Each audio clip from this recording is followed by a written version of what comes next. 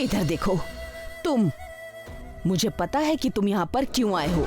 तुम्हारी बीमारी को ठीक करने के लिए आए हो और तुम अपने व्यापार को किसी भी हाल में प्रतिष्ठित नहीं कर पा रहे हो। नहीं नहीं, मेरी तबीयत तो ठीक ही है, सिर्फ व्यापार में नुकसान हो रहा है। मेरा तो कोई व्यापार नहीं है, मैं नौकरी करता हूँ। मेरा पेट का दर्द बिल्कुल भी सही नहीं हो रहा है। हाँ, मैं भी यही तो कह रही हूँ, तुम लोग मेरी बात नहीं समझ पा रहे हो। सुनो, असली बात समझने की कोशिश करो। तुम लोगों का दुख, दर्द, यातना कम करने के लिए हमेशा कौन खड़ा रहता है? कौन है जो हमेशा तुम लोगों के बारे में ही सोचता है? ये शैलो माँ के अलावा और कोई नहीं है जिसने तुम्हारे दुख दर्द के बारे में नहीं सोचा। स्वार्थी की तरह तुम लोगों को बीच मझधार में छोड़कर चली गई। उसके लिए तुम लोग और इंतजार मत करो, इससे कभी भी तुम लोगों की समस्या का हल नहीं होगा। तुम लोगों के लिए हमेशा हर विपदा आपदा की घड़ी में एक ही इंसान खड़ा मिलेगा। तुम लोगों की शैलो माँ मिलेंगी। तुम लोग मुझे छोड़ के जा सकते हो, लेकिन मैं कभी भी तुम लोगों को छोड़कर नहीं जाऊंगी। तुम लोग ही मेरे भक्त हो। भक्तों के सिवा मेरी जिंदगी में और क्या है? दिन रात सिर्फ मैं तुम लोगों की मंगल कामना करती रहती हूँ। तुम लोगों के बारे में सोचकर मैं पूरा दिन निकालती हूँ। शैलो माँ तो है ना, सही कहा इन्होंने, ये तो कहीं नहीं गई है। गौरी माँ बिना बताए चली गई, ये तो उन्होंने ठीक नहीं किया। हाँ, सही बात है। हाँ, ये ठीक नहीं हुआ। ठीक नहीं किया, बिल्कुल ठीक नहीं किया, होना चाहिए था। यही मौका है, अभी मुझे अपना अधिकार वापस छीनना ही पड़ेगा।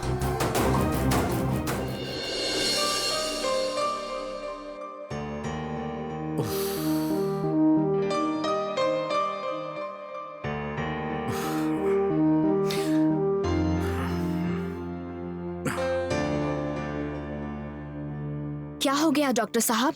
तबीयत खराब लग रही है। नहीं नहीं, ऐसा कुछ भी नहीं है, बस सर में थोड़ा दर्द है। सर तो दर्द करेगा ही, इतनी मेहनत जो की है। रुकिए, मैं जरा आपका सर दबा देती हूँ, आइए।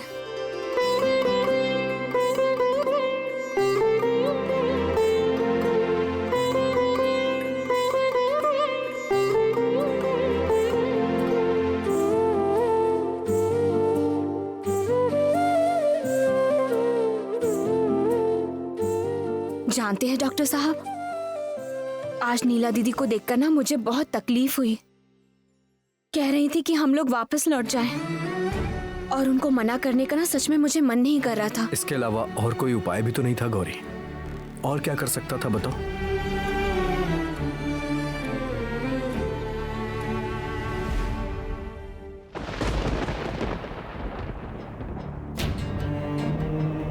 बिना किसी सबूत के हम उस घर में जा सकते हैं क्या बताओ? सिर्फ हमारी बातों पे भला कौन यकीन करेगा? सही बात है। जो भी हो, इधर आओ, मेरी बात सुनो। कह रहा था, सारा दिन तुमने भी कम मेहनत नहीं की है, तुम्हारे भी हाथों में दर्द हो रहा होगा। यहाँ मैं तुम्हारे हाथ का मसाज कर देता हूँ। नहीं नहीं डॉक्टर साहब, मुझे कोई दर्द वर्द नहीं हो रहा। अच्छा, तो फिर क्या हो रहा है जरा बताना। ओह डॉक्टर साहब, बिल्कुल शरारत मत कीजिए। अभी तो आपका सर दर्द कर रहा था। वो तो ठीक हो गया है। तुम्हें पता है गौरी, तुम्हें देखने के बाद मेरा सर दर्द, मेरे सारे कष्ट सब दूर हो जाते हैं। और ये सिर्फ मैं कहने के लिए नहीं बोल रहा हूँ, यहाँ हम दोनों एक साथ हैं, यहाँ हमें कोई देखने वाला भी नहीं है, और यहाँ पर सारी सुख सुविधाएं भी हैं। तुम्हें ऐसा नहीं लगता है इससे पहले हम लोग इससे ज्यादा कभी खुश नहीं थे, है ना गौरी?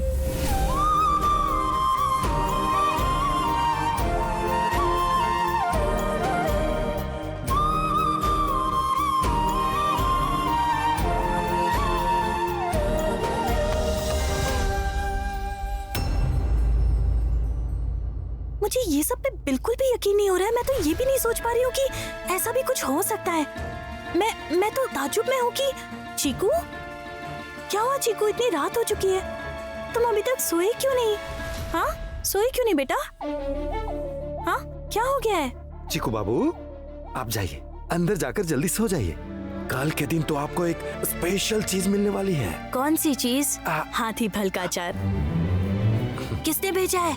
भाभी, भाभी आई है।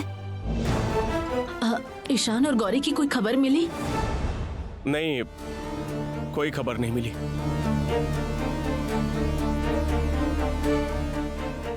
नहीं चीकू, हाथी फल का अचार तुम्हारी भाभी ने नहीं भेजा है, वो तो नीला दीदी लेकर आई है। चीकू, अब काफी रात हो चुकी है और रात के वक्त खट्टा नहीं खाना चाहिए, है ना? हाथी फल का अचार कल सुबह खा लेना। अभी सो जाओ, मैंने तुम्हारे लिए अलग से रखा हुआ है। अच्छा, गुड नाइट। सच में गौरी ने इतनी दूर रहकर भी चीकू के चेहरे पर हंसी ला दी। भगवान करे वो जल्दी घर लौट आए। मुझे लेकिन बहुत डर लग रहा है। बड़ी बहू अपने कमरे का दरवाजा बंद करके रो रही है और भैया व्यापार को लेकर बहुत चिंतित हैं। और वहाँ छोटे दादाजी, वो भी तो दरवाजा बंद करके बैठे हैं, हम लोगों को अंदर भी नहीं जाने दे रहे हैं। सच में इससे पहले मैंने पापा जी को कभी इस हालत में नहीं देखा।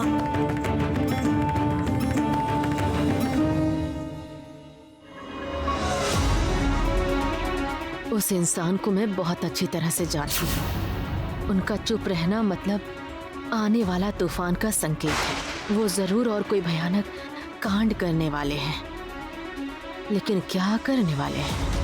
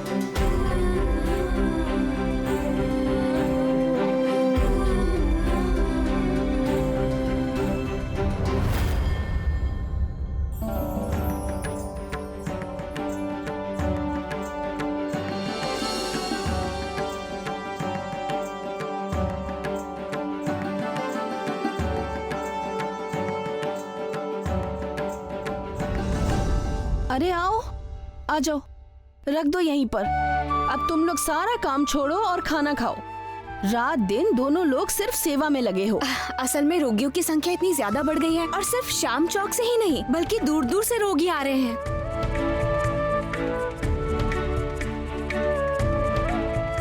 और इसी वजह से खाने का वक्त नहीं मिल पा रहा है ताई जी। अरे ऐसा बोलने से कैसे चलेगा? अगर तुम दोनों में से कोई बीमार पड़ गया तो उसका इलाज कौन करेगा भला? अरे मरीजों की भीड़ तो लगी रहेगी। आसपास कोई और कहीं दवा खाना है क्या यहाँ पर? तुम लोगों ने कुछ ही दिनों में इस जगह को ऐसा बना दिया जो हमारी सोच से परे है।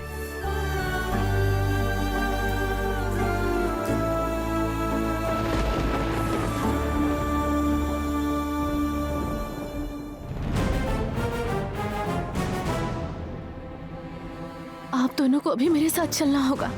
हम लोग बहुत मुसीबत में हैं। कौन हो आप? मैं गंगा हूँ।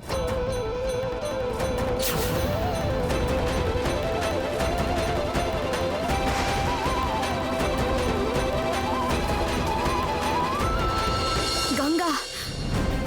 लेकिन गंगा, हम लोग तुम्हारे साथ तुम्हारे गांव में क्यों जाएंगे? क्योंकि हम लोग बहुत मुसीबत में हैं। मुसीबत मतलब साफ साफ बताओ ना प्लीज। मैं बताता हूँ। ये लोग हमारे पास के गांव भवानीगढ़ से आए हैं। इनको मदद की जरूरत है। ये मेरी बड़ी बेटी गंगा है। आप लोगों को अभी हमारे साथ भवानीगढ़ चलना पड़ेगा। अभी बोलने से कैसे जा सकता हूँ? यहाँ पर मेरा दवाखाना चल रहा है, इतने सारे लोगों की जिम्मेदारी है मेरे ऊपर। ये सब छोड़कर मैं भला वहाँ कैसे जा सकता हूँ?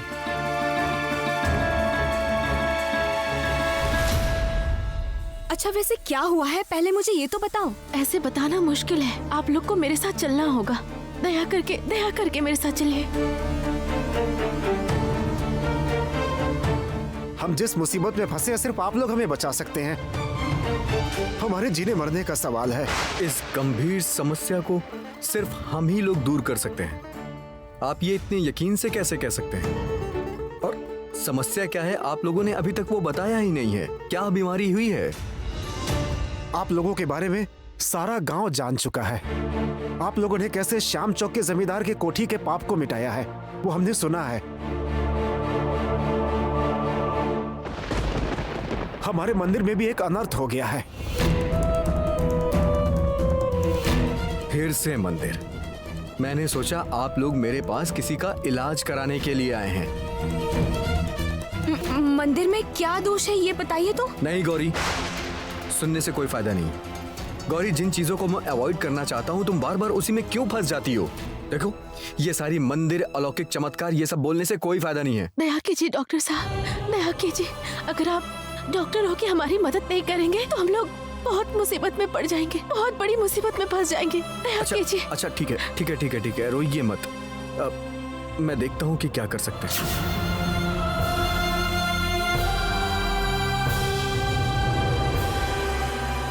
हाँ ईशान, तुम दोनों ने हमारी मदद की है। अब अगर दूसरे लोग भी मदद मांग रहे हैं तो मदद करनी चाहिए, है ना?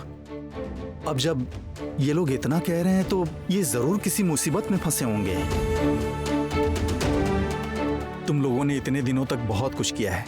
शहर से एक डॉक्टर आ गए हैं, 1-2 दिन में और 2 डॉक्टर आने वाले हैं। हम यहाँ किसी तरह संभाल लेंगे। ओ डॉक्टर साहब, कोई मुसीबत में हमारे पास आए तो उसे खाली हाथ नहीं लौटाते हैं। तो फिर आप लोग चलिए हमारे साथ। डॉक्टर बाबू,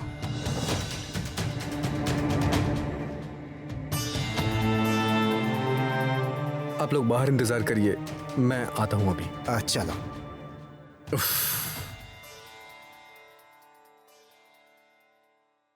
तो फिर अब यहां से आगे बढ़ना होगा। हाँ।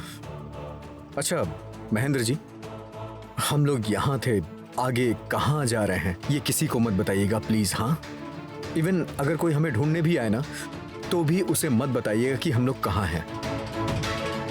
ठीक है, ऐसा ही होगा।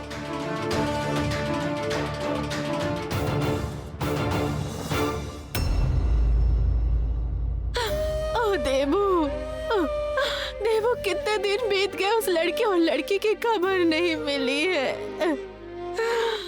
अगर उनके साथ कुछ गलत हो गया तो मुझे बहुत डर लग रहा है। बेटा, तुम कुछ करो बेटा, कुछ तो करो। माँ बिल्कुल भी चिंता मत कीजिए, वो लोग ठीक हैं। ठीक है? ठीक है क्या मतलब? तुम इतना आराम से कैसे बोल रहे हो? उन लोगों की कोई खबर है क्या तुम्हारे पास? नहीं, मुझे उन लोगों की खबर कहाँ से मिलेगी?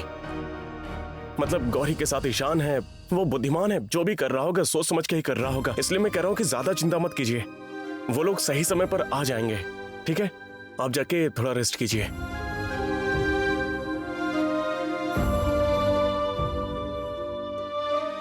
माँ जी कितनी चिंता कर रही हैं। अब उन्हें इस तरह से मुझे झूठ बोलना बिल्कुल अच्छा नहीं लग रहा। हाँ, मुझे भी अच्छा नहीं लग रहा है, लेकिन कुछ कर नहीं सकते और कोई चारा भी तो नहीं है। तुम्हें भी तो सब कुछ पता है। थोड़ा सा इधर उधर होने से गौरी और ईशान को खतरा हो सकता है। जाने दो, ईशान ने मुझे फोन किया था। उसने बोला है कि वो किसी नई जगह पर जाएगा और उसने मुझे दीदी पर नजर रखने को कहा है। जाने दो। मैं तुमसे एक रिक्वेस्ट कर सकता हूँ क्या? ऐसा क्यों कह रहे हैं आप? नहीं मतलब लास्ट कुछ दिनों से तुम मेरी बात सीधी तरह से नहीं ले रही हो, तो इसलिए बोला। आप भी तो मुझे नहीं समझ रहे हैं। अगर समझते तो ऐसी बातें नहीं करते। बोलिए क्या बोलना है, क्या करना है मुझे? ज्यादा कुछ नहीं, जब मैं घर पे नहीं रहूंगा तो तुम प्लीज दीदी पर नजर रखना, ठीक है ना? और इसके अलावा मेरे दिमाग में एक प्लान है, वो मैं आज से शुरू कर दूंगा। आइए, इस मंदिर में आने पर आपको समझ में आ जाएगा कि मुसीबत कितनी बड़ी है।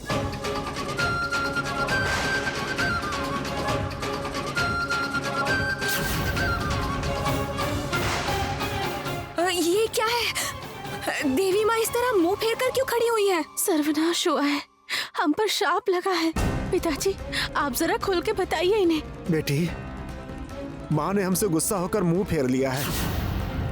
मैंने भी माँ से उनका गुस्सा खत्म करने के लिए उससे कोई मिन्नत नहीं की। माँ ने हमारा सब कुछ छीन लिया है, सब कुछ खत्म कर दिया है। फिर से कोई चमत्कारिक कहानी इस मंदिर से जरूर जुड़ी होगी। इन सबको मैं गौरी से जितना दूर रखना चाहता हूँ, पता नहीं क्यों हर बार वो इन मंदिर और इन कहानियों से आके जुड़ ही जाती है। तो फिर क्या हुआ था मैं आप लोगों को बताता हूँ। लगभग 1 महीने पहले की बात है। हर दिन मैं माँ की पूजा करके भोग लगाकर उन्हें खाने के लिए बोलकर जाता था। उस दिन भी पूजा करने के बाद यही करके गया। ये सब खा लेना माँ, ये सब आपके लिए है माँ, देवी माँ।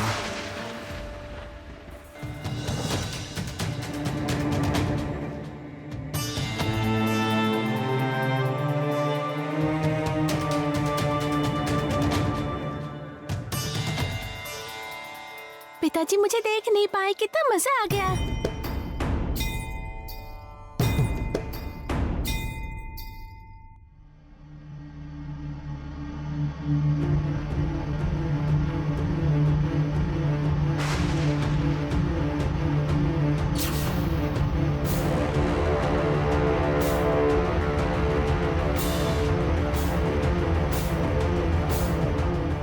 पिताजी, बहन मंदिर में नहीं है। पड़ोस की मौसी ने बताया कि वो दोपहर से मंदिर के अंदर ही थी। वो मंदिर से निकली ही नहीं, वो कहीं नहीं मिल रही है। पिताजी कहाँ गई होगी? ये सब खा लेना माँ, सब आपके लिए है माँ।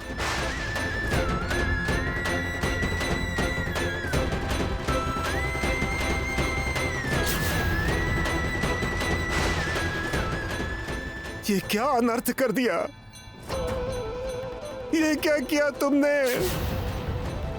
मेरी बेटी को खा लिया। इतनी भूख है तुम्हें, अब कभी तुम्हारा चेहरा नहीं देखूंगा। उसके अगले दिन से ही माँ ऐसे मुंह फेर कर खड़ी हो गई है और मंदिर बंद हो चुका है, पूजा बंद हो चुका है। पिताजी को सब लोग इसका जिम्मेवार ठहरा रहे हैं और मेरी बहन भी मुझे छोड़कर चली गई। अच्छा गंगा, मुझे ठीक से बताओ तो एग्जैक्टली ऐसा क्या हुआ था? मतलब मुझे इस पूरी घटना में कुछ न कुछ तो गड़बड़ लग रही है। मेरी बेटी को खा लिया, अब वो मुझे वापस नहीं मिलेगी। मुझे शायद समझ में आ रहा है कि माँ इतनी नाराज क्यों है। सब कुछ जानना होगा, तभी सब कुछ साफ साफ हो पाएगा। और क्या पता करना है बताओ? तुमने तो सब कुछ सुन लिया, अभी जरा आराम कर लो। चलो।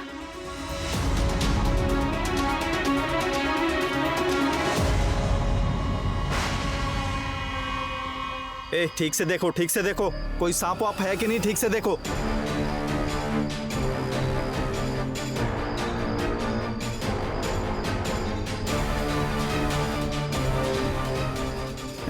मुझे अच्छे से पता है कि ईशान यही है, कुछ भी बोल दोगे? मुझे बेवकूफ बना रहे हो? हाँ, देबू और नीला सबको पता है कि ईशान यही है, नहीं तो क्या हवा खाने के लिए सब लोग आ गए हैं? ए, क्या हुआ, कुछ है तो नहीं? नहीं भैया जी, कोई सांप वाप नहीं है। चलो ठीक है, बच गया। अब शांति से उतरता हूँ और घर के अंदर जाता हूँ।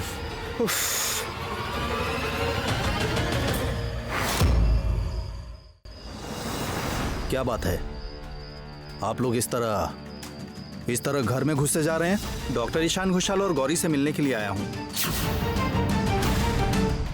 डॉक्टर ईशान घोषाल? अब इस नाम से तो कोई यहाँ पर नहीं रहता है। ना बोलने से मैं नहीं सुनूंगा, मुझे खबर है कि वो दोनों यही हैं। मुझे एक बार अंदर जाके देख लेने दीजिए। अरे भाई नहीं है तो ठीक है, चला जाऊंगा, लेकिन अगर मिले आप लोग अंदर जाके देख सकते हैं, लेकिन आपको सावधान करना मेरी जिम्मेदारी है तो कर रहा हूँ। अंदर जाना है तो अपनी जिम्मेदारी पे जाइए। इस घर के अंदर 2 वास्तु सांप हैं। वो बहुत ज्यादा गुस्से वाले हैं। उन्होंने अगर किसी अनजान को देखा तो कभी भी कुछ भी अनर्थ कर सकते हैं। और ये स्प्रे छिड़क कर कोई फायदा नहीं होगा। आप लोगों को सबूत चाहिए? देखना है? बुलाऊं? नहीं नहीं नहीं नहीं नहीं, बुलाने की जरूरत नहीं है। आप जब कह रहे हैं तो मैं विश्वास कर लेता हूँ। अच्छा ठीक है, मैं शायद गलत खबर सुनकर यहाँ चला आया, मतलब बेकार खबर, गलत खबर। चलता हूँ। हाँ नमस्ते। चलता हूँ, गलती हो गई मुझसे। चलो चलो, यहाँ क्यों खड़े हो, चलो बैठो। सच में वो लोग यहाँ नहीं है तो फिर गए कहाँ? ढूंढ के फायदा नहीं। सुना है वास्तु सांप बहुत भयंकर होते हैं।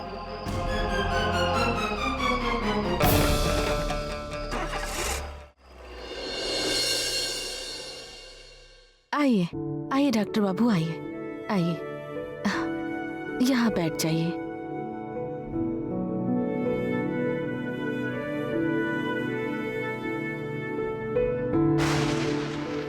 मैं आपके लिए पानी लेकर आती हूँ। इतनी दूर से आए हैं, थोड़ा आराम कीजिए। ये क्या बेटी, तुम खड़ी क्यों हो? बैठ जाओ। हाँ ये पानी। हाँ। शायद प्यास लग गई होगी।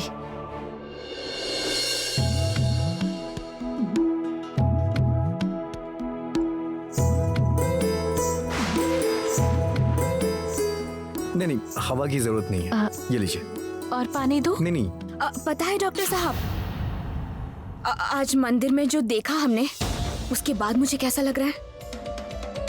मुझे ऐसा लग रहा है कि जरूर कुछ ना कुछ गड़बड़ है।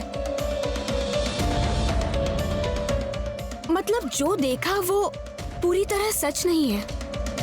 ऐसा बहुत कुछ है जो हम देख नहीं पा रहे हैं।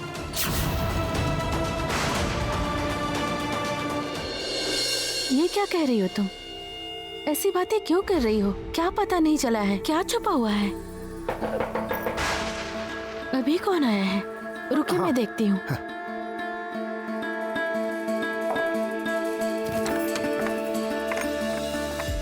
क्या है?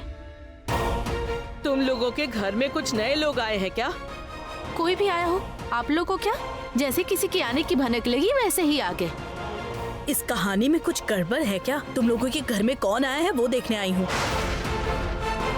इतनी सारी घटनाओं के बाद भी इस घर में मेहमान आते हैं। आप लोग मेहरबानी करके हमें अकेला छोड़ दीजिए। आप लोगों को तो हमारे बारे में सब कुछ पता ही है। ये लोग हमारे मेहमान हैं। अभी ये लोग आराम करेंगे। आप लोग जाइए यहाँ से। जाइए, हमारे घर में कुछ भी नहीं है देखने के लिए। चलो जाइए यहाँ से।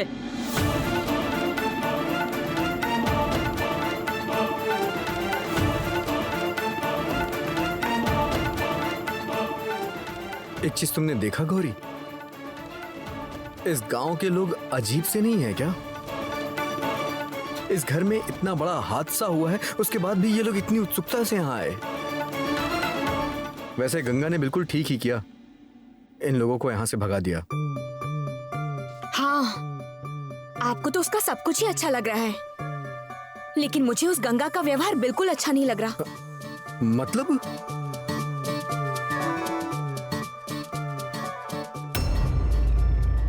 सुनो मेरे प्यारे भक्तगण, सुनो। शैलो माँ बहुत जल्द महायज्ञ का आयोजन करेंगी। तुम लोगों का क्या काम है? सबको जाकर ये बात बताओ कि शैलो माँ फिर से अपनी महिमा में सबको दर्शन देंगी। और एक बात जो बताना बहुत जरूरी है, जो जितनी बार शैलो माँ का नाम जप करेगा उसके पुण्य का घड़ा और भरता जाएगा। बोलो जय शैलो माँ की जय, जय शैलो माँ की जय। माता माता माता माता माँ, मैं आपका भक्त हूँ माँ। दिन रात आपके नाम का जप करता हूँ माँ। आपकी चरणों में मुझे जगह मिल जाए तो जीवन धन्य हो जाएगा। मैं कहीं नहीं जाऊंगा माँ, कहीं नहीं जाऊंगा। देखूं एक बार तेरा चेहरा देख लूं। सुन, शैलो माँ के आसपास रहने के लिए शैलो माँ का शिष्य बनना पड़ेगा। और शैलो माँ का शिष्य बनना क्या आसान बात है? माँ आप जो कहेंगी मैं वही करूँगा माँ। अपनी चरणों में मुझे जगह दे दीजिए माँ। मुझे लौटाइए मत माँ, मुझे लौटाइए मत माँ। देखो देखो इस लड़के की हरकतें देखो। उठ उठ उठ उठ, देखूं? उठ जा, यहाँ खड़ा हो जा, रहने दे। तुम लोगों को पता है, मेरे प्यारे भक्तगण, तुम लोग जानते हो शैलो माँ कभी भी किसी को लौटा नहीं सकती है। शैलो माँ किसी को मना नहीं कर सकती है, इसलिए मैं इसको भी नहीं लौटाऊंगी। आज से मेरे शिष्य और शिष्याएं तुम्हें सब कुछ सिखा देंगे। ले, आज से तू शैलो माँ की छत्र छाया में ही रहेगा। सब लोग बोलो, जय शैल माता की जय। जय शैलो माँ की जय। जय शैल माता की जय। जय शैलो माँ की जय। जय शैल माता की जय। जय शैलो माँ की जय।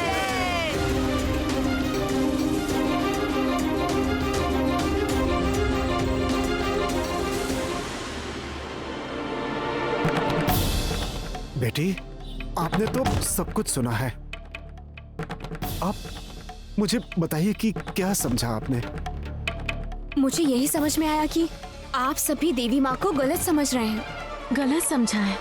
ये क्या कह रही हो तुम? माँ के मुंह के पास मेरी बहन के कपड़ों का टुकड़ा मिला है। उस कमरे का दरवाजा बाहर से बंद था, तो फिर कैसे हम लोगों ने गलत समझा, बताओ? हाँ, मुझे लगता है आपकी सोच सही नहीं है। तुम ऐसा क्यों कह रही हो कि देवी माँ ने तुम्हारी बहन को खा लिया है? कोई माँ अपनी बेटी के साथ ऐसा कर सकती है क्या? इतना ही नहीं, जीव जंतु भी अपनी संतान की रक्षा ही करते हैं, और जो इस पूरे संसार की माँ है वो कभी ऐसा काम नहीं कर सकती। और मुझे ऐसा लगता है कि जरूर इसके पीछे कोई वजह है जो कि तुम लोग समझ नहीं पा रहे हो। मैं इस बात पे गौरी से पूरी तरीके से सहमत हूँ। अगर आपकी लड़की मंदिर के अंदर अदृश्य हुई भी है तो ये कोई चमत्कार वाली बात नहीं है। मुझे लगता है कि भगवान के नाम पे यहाँ कोई बहुत बड़ा अपराध हो रहा है। नहीं तो एक छोटी सी बच्ची भला मंदिर से कैसे गायब हो सकती है? और उसके पहने हुए कपड़े का टुकड़ा मंदिर के पास से मिला, जिससे कि उसे पहचाना नहीं जा सकता। तो फिर इसका मतलब मेरी यमुना को देवी माँ ने नहीं छीना है। वो जिंदा है अभी। मेरी सोच बिल्कुल सही है। उसे वापस लाने के लिए ही देवी माँ ने हमें यहाँ भेजा है, और आप लोगों को हमारी खबर मिली और हम लोग देवी माँ की वजह से ही यहाँ आए हैं। देखो गौरी, तुम बहुत ही अच्छी तरह से जानती हो मैं इन सब पर विश्वास नहीं करता हूँ। कोई भी भगवान किसी के सपने में आके किसी से कोई भी काम नहीं करवाते हैं। देखिए, आप लोग चिंता मत करिए, हम इसका पता लगा के ही रहेंगे। यमुना को हम लोग खोज के निकालेंगे, और इसके पीछे का क्या रहस्य है हम ये जरूर पता लगाएंगे। आपकी बात सुनकर अब जाके मुझे तसल्ली मिली है। जय माँ, जय माँ, जय माँ। आप लोग थोड़ा आराम कीजिए, हम चलते हैं। चलो बेटी, चलो बेटी, चलो, आजा। गौरी, हमें जो कुछ भी करना है कल सुबह से करना पड़ेगा।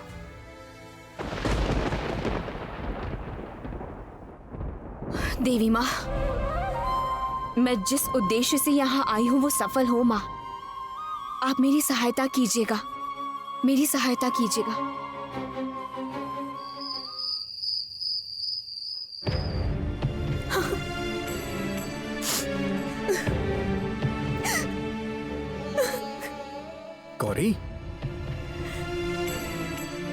गौरी, क्या हुआ तुम्हें? तबीयत खराब है क्या? गौरी, क्यों रो रही हो तुम? पेट में दर्द है क्या? क्या हुआ, बताओ तो सही, तुम क्या हुआ?